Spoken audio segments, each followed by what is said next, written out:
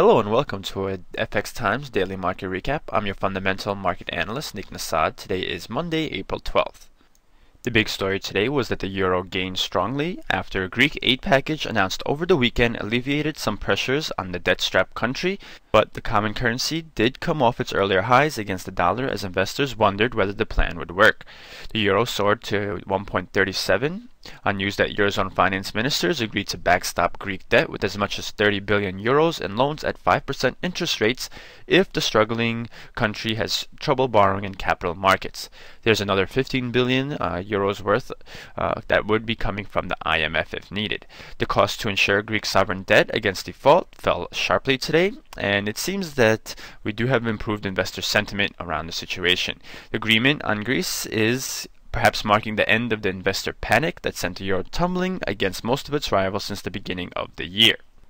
The first test of the Greek aid plan will come tomorrow on Tuesday when the country attempts to raise 1.2 billion euros in an offer of 6-month and 1-year notes. However, some analysts look towards the later in April when Greece will go and try to drum up support of up to 5 billion to 10 billion worth of bonds aimed at US investors. Here we're looking at the euro-dollar pair, and we see that we had closed around 1.35 in Friday's session, but gapped all the way to 1.3660 when we opened Monday's trading. Now we rallied higher on an Asian session right prior to the open of the European session to 1.3690, but then we've slid since then down to 1.3565. We see now that the euro-dollar pair is inside of this range between 1.3250, as we had that support level tested twice and hold, and 1.38, which goes back to our March 18th high. Following this slide in the European session, we might see some support and a further part of this relief rally until we hit the 1.38 level. So that'll be very important to see if we move above there, or if investors will now turn to other Eurozone problems like other periphery countries such as Spain and Portugal, which are also running very high budget deficits, though not as bad as the situation with Greece. Eyes will be pointing to those structural problems for the Eurozone.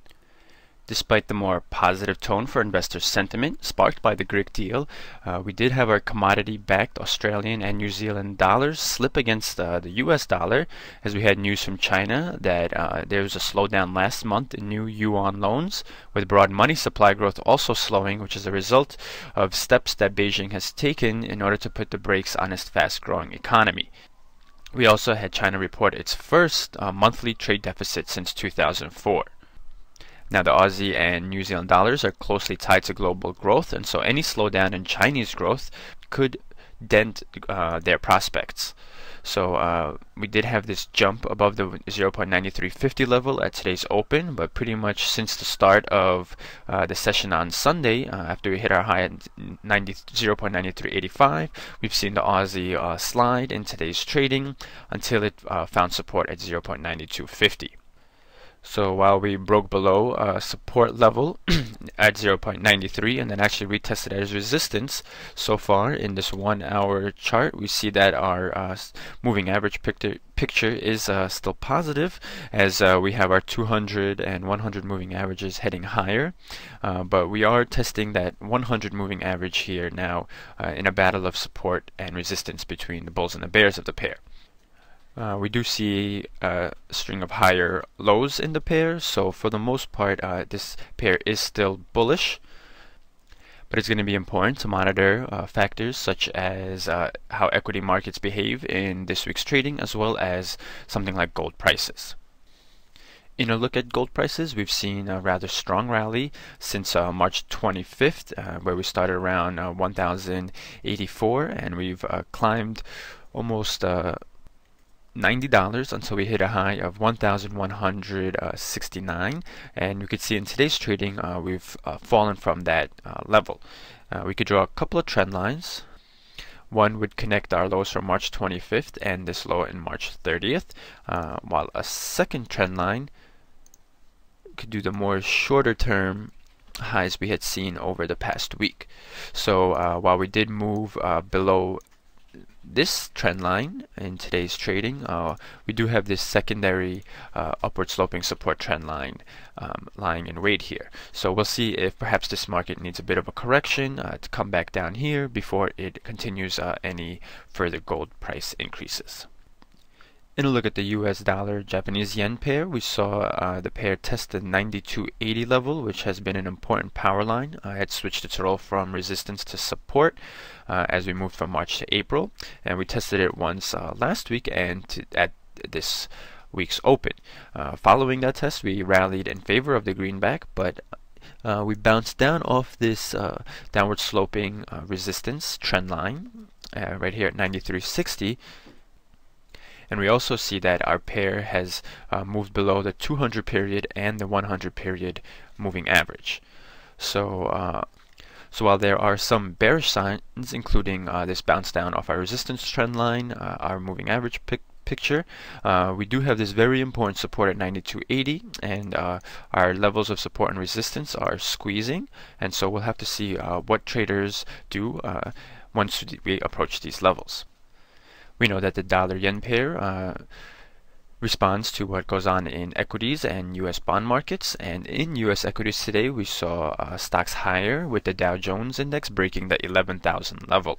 Also, Treasury prices rose Monday, which pushed down yields as traders pondered whether U.S. corporate earnings would be strong enough to give stock markets the impetus to move above their 18-month highs.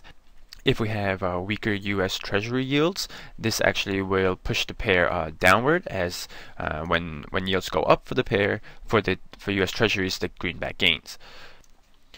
Taking a look at our pound-dollar pair, here too we had a gap higher, though this gap was much smaller than we had seen in the euro-dollar pair. It was around 60 pips, and following a move to 1.5484, we saw traders closing this gap until we reached the 1.5350 level, and that's where we found our support for today.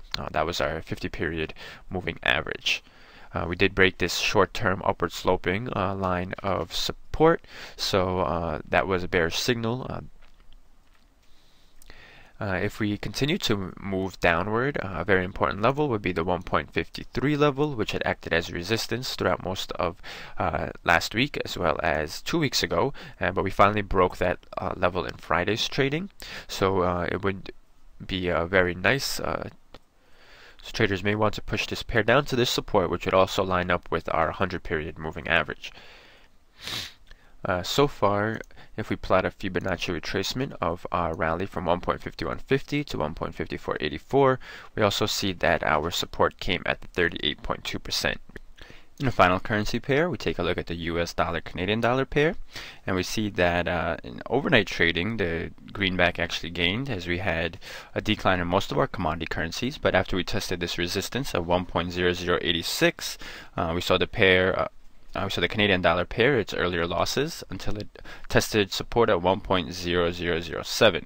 That coincided with the upward sloping trend line, as well as a horizontal line of support at around 1.0010 level. We can see that that was our earliest support in today's session, plus it has acted as a power line going back a couple of sessions as well. The gains here in favor of the Canadian dollar were a result of the Bank of Canada's quarterly business outlook survey, which showed further evidence that the recovery in the Canadian economy is taking hold. Alright, with our market highlights out of the way, let's take a look at what fundamental events to look out for in the upcoming session. Tonight at 7 p.m. the UK will post two releases, one on retail sales, another on house prices. At 7:50 we get inflation data from Japan, which will be followed by the Australia NAB Business Confidence Index. Overnight, Germany posts data on consumer confidence, while the UK releases data on trade and another measure of housing prices. Tomorrow in the North American session, we're going to get trade balance data from both the US and Canada, while the US will also post its import prices and a measure of economic sentiment, while Canada releases a measure of new housing prices. And that will do it for today's market recap. For more news, videos, and analysis, please visit our site fxtimes.com. I want to thank you for watching and wish you good trading this week.